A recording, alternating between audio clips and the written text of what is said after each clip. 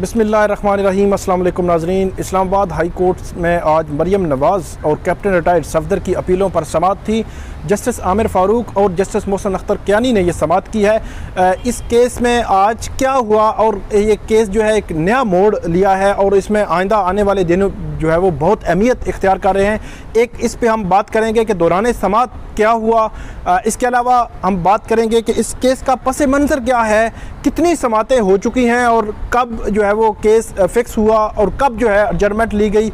इन दोनों जो है पहलुओं पे हम बात करेंगे। सबसे पहले मैं थोड़ा पस मंज़र बता देता हूँ। एवन फील्ड रेफरेंस में 2018 में इस्लामाबाद की एहतसाब अदालत ने मरियम नवाज़ और कैप्टन सफदर को सज़ाएँ सुनाई थी। साबिक़ वज़ीर-ए-आज़म नवाज़ शरीफ को भी उनका केस अलग किया गया। जो मरियम नवाज़ और कैप्टन सफदर ने यहाँ पे चैलेंज किया, उनकी अपीलें पेंडिंग थी। 2018 जुलाई में उन्होंने ज़मानत दायर की, सितंबर में उनको ज़मानत मिली, सुप्रीम कोर्ट ने उसको बरकरार रखा। सितंबर 2018 आप ये कह सकते हैं कि जुलाई 2018 के बाद जो केसेस जो है वो रिसेंटली फिक्स किए गए थे अप्रैल 2021 में, और उसके बाद जो है बाकायदा तौर पर मरियम नवाज़ और कैप्टन सफदर की जो अपीलें हैं उन पर समाअत जो है वो शुरू कर दी गई। उसके बाद इस केस में ये हुआ तकरीबन अप्रैल से लेकर सितंबर तक तकरीबन 10 समाअतें जो है वो हो चुकी हैं। इसमें एक या दो समाअतें ऐसी हैं जिसमें बेंच की अवेलेबिलिटी ना होने की वजह से केस जो है वो अर्जेंट किया गया। लेकिन इस केस में इम्पॉर्टेंट ये है कि जो मरियम नवाज़ के वकील हैं अमजद परवेज़, वो एक जो हेयरिंग थी उसमें वो आए थे और एक हेयरिंग के दौरान जो है वो उन्होंने दलाइल दिए थे, क्योंकि इस केस में बाकायदा तौर पर कोर्ट ने ये कहा था कि इस केस को हम वीकली बुनियादों पर सुनेंगे, क्योंकि जब रिसेंटली जब गर्मियों की छुट्टियां जो हैं वो सालाना बेसिस पे शुरू होती हैं तो हाई कोर्ट की जानिब से एक सर्कुलर जारी किया गया था, जिस सर्कुलर में कहा गया था जितनी भी अपीलें पेंडिंग हैं उन अपीलों को निपटाने पर काम किया जाएगा। और गुज़श्ता जो समाअत थी यहाँ पे उस पर जस्टिस आमिर फ़ारूक ने ये कहा था कि जो अपील 2020 की जो मर्डर रेफरेंस की जो अपील है हम वो भी निपटा चुके हैं और ये तो 2018 की अपीलें हैं, इसलिए हम वीकली बेसिस पे इसको सुनेंगे। तकरीबन 7 समाअतें हुई, उसमें से तकरीबन 2 से 3 समाअतें ऐसी थी जिसमें बाकायदा तौर पर जो अमजद परवेज़ वो आए नहीं है, बल्कि 2 ये हैं और 2 और जो समाअतें बनती हैं। एक समाअत ऐसी थी उसमें उन्होंने ये कहा कि क्योंकि मरियम नवाज़ साहिबा से उनकी शायद मुलाकात हुई थी तो उन दिनों वो कोरोना में थी तो वो उन्होंने कहा कि हम नहीं आ सकते। 2 समाअतों में वो यहाँ पे आए। एक पे अदालत ने यह तय किया कि अब ये केस हम आगे चलाएंगे, आप सारा रिकॉर्ड इकट्ठा कर लें। दूसरी समाअत पे उन्होंने आर्गूमेंट्स किए और आखिर में ये कह करके इसमें कोई रिकॉर्ड मिसिंग है तो अदालत ने कहा कि ये रिकॉर्ड जो है रजिस्ट्रार ऑफिस को कहा कि मुकम्मल किया जाए। उसके बाद ये मामला चला। तो दूसरे लफ्ज़ों में आप ये कह सकते हैं कि जुलाई 2018 से लेकर अब तक इस मामले में 5% भी अपीलों पर समाअत नहीं हो सकी। अब आज की जो समाअत पे बात करते हैं। जब समाअत शुरू हुई तो समाअत से कबल अमजद परवेज़ जो वकील हैं मरियम नवाज़ के, उनका ये तवक्को था कि वो आज आएंगे, क्योंकि पिछली समाअत पर अदालत ने बड़ा स्ट्रिक्टली कहा था कि वो आएँ और इस पर आर्गू करें। अब मज़ीद जो है अदालत इनमें इंतज़ार नहीं करेगी।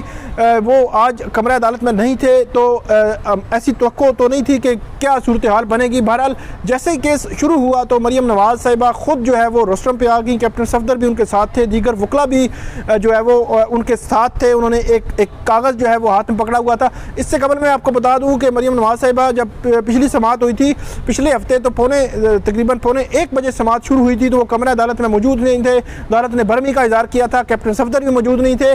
तो आज फिर उन्होंने यहाँ पर जल्दी वो पहुँच गए, तकरीबन 12 से 12:10 पे यहाँ पर पहुँच गई समाअत। फिर आज जो है वो तकरीबन 1:15 शुरू हुई। 1 घंटा वो कमरा अदालत में मौजूद नहीं। उनके जो सीनियर रहनुमा थे मरियम औरंगज़ेब और दीगर जो रहनुमा थे वो भी कमरा अदालत में मौजूद थे और वो आपस में डिस्कशन करते रहे बहुत सारी चीज़ें। आज़मदीन तारड़ आए, हाई कोर्ट बार के सदर आए, उनसे भी उनकी मुलाकात हुई। तो हम कमरा अदालत के अंदर आज जो है वो जो कोर्ट रिपोर्टर्स के साथ जो उनकी गैर रस्मी गुफ्तगू होती है वो नहीं की गई, क्योंकि कोर्ट की जानिब से ये कहा गया कि कमरा अदालत में ऐसी कोई डिस्कशन ना करें, कोई ऐसी जो है गुफ्तगू ना की जाए जो मीडिया के साथ की जाती है।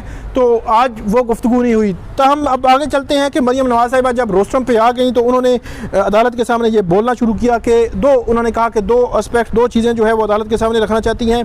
एक, उन्होंने कहा कि मेरे वकील जो हैं अमजद परवेज़ वो कोविड में थे, कोविड की आफ्टर कोविड जो हैं इश्यूज़ हैं इसकी वजह से वो बीमार हैं, इसलिए वो केस जो है उन्होंने 2 रोज़ कबल में जब मुलाकात हुई तो उन्होंने कहा जी मैं इस केस की मज़ीद पैरवी नहीं कर सकता। इसके अलावा उन्होंने कहा कि मेरी अपील दूसरी बात उन्होंने की कि मेरी अपील सुनने से पहले मेरिट की बजाय एक पटिशन जो है वो मैं दायर करना चाहती हूँ। मेरी अपील के मेरिट्स पर जाने की बजाय उस पटिशन को पहले सुना जाए, क्योंकि उनके बकौल वो ऐसे हक़ाइक़ इस केस में मंजर आम पर लाना चाहती हैं जो हक़ाइक़ इस केस का सारा सिनेरियो तब्दील कर देंगे। तो वो क्या हक़ाइक़ हो सकते हैं? हमने बहुत कोशिश की, अपने कोर्ट रिपोर्टर्स जो है उन्होंने बहुत खंगालने की कोशिश की कि कौन सी चीज़ें रिकॉर्ड पे हैं। तो हमें अरशद मलिक वाला मामला लगा, लेकिन अरशद मलिक वाले मामले का एवन फील्ड रेफरेंस के साथ कोई ताल्लुक नहीं, क्योंकि ये फैसला पहले आ चुका था, वो बाद में आया था। इसलिए अब देखते हैं कि वो कौन से हक़ाइक़ वो मंजर आम पे लाना चाहती हैं जो इस केस के सिनेरियो के तब्दील कर देंगे। उसके बाद उन्होंने कहा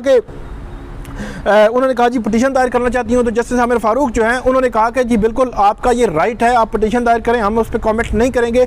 आपके वकील की हद तक ये है कि आपका वकील जो है उसने विदड्रॉ अपना जो वकालतनामा है जिस तरह वो जमा करवाया जाता है इसको विदड्रॉ भी करेगा। तो उसके बाद जो है उसका जो वकील ना होना जो है ऑफिशियली अदालत उसको कह सकते हैं कि वो अब वकील आपके केस में नहीं रहा। इसके अलावा मरियम नवाज साहिबा ने यह भी कहा कि मुझे 1 माह का वक्त इसमें दिया जाए ताकि मैं वकील जो है कर लूँ। 2-3 वकला से उनकी बात जो है वो हो रही है, तो वो 1 माह का वक्त उन्होंने मांगा, लेकिन अदालत ने ये कहा कि नहीं, ये क्योंकि आपका केस पार्ट हर्ड है। पार्ट हर्ड से मुराद ये है कि आपके वकील के आर्गूमेंट्स इसमें शुरू हो चुके हैं और वो दरमियान में हैं, तो इसलिए हम इसको अर्जन जो है वो इतना टाइम नहीं दे सकते।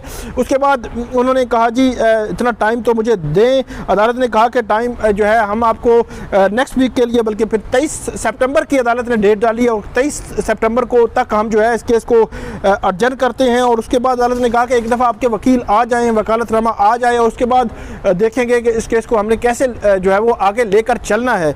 लेकिन इस केस में बहुत अहम जो है ये डेवलपमेंट हुई है, और मरियम नवाज साहिबा ने जो इस हेयरिंग के बाद जो मीडिया टॉक थी उसमें भी उन्होंने ये दावा किया कि वो ऐसे हक़ाइक़ जो है वो मंजर आम पर लाना चाहती हैं जो इस केस का सिनेरियो तब्दील कर देंगे।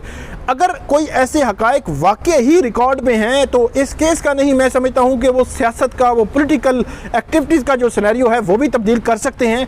अगर वो अरशद मलिक जैसे हों, अरशद मलिक का जिस तरह स्कैंडल, वो वीडियो स्कैंडल आया था, उसके बाद सारे मामलात हुए थे और सुप्रीम कोर्ट ने नोटिस लिया, और उसके बाद अभी तक मामला हाई कोर्ट में पेंडिंग है, उस पर फर्दर जो है कुछ भी नहीं हो सका। तो इस किस्म का अगर कोई स्कैंडल, कोई ऐसा बंदा जो इनका जो ट्रायल चल रहा था उसमें इन्वॉल्व था, उसकी कोई वीडियो ऑडियो कोई चीज़ ऐसी जो है डॉक्यूमेंटेड कोई चीज़ आ जाए तो वो वाकई ही सिनेरियो तब्दील कर सकती है। लेकिन इसके लिए अब हमें इंतज़ार करना पड़ेगा कि मामला जो है अब किस तरफ बढ़ता है। लेकिन ये केस का जो बैकग्राउंड है वो, और कब क्या हुआ और आगे क्या होगा, ये तीनों जो है इस वीडियो में आप ज़रूर देख के इस पर कमेंट ज़रूर कीजिएगा। बहुत शुक्रिया।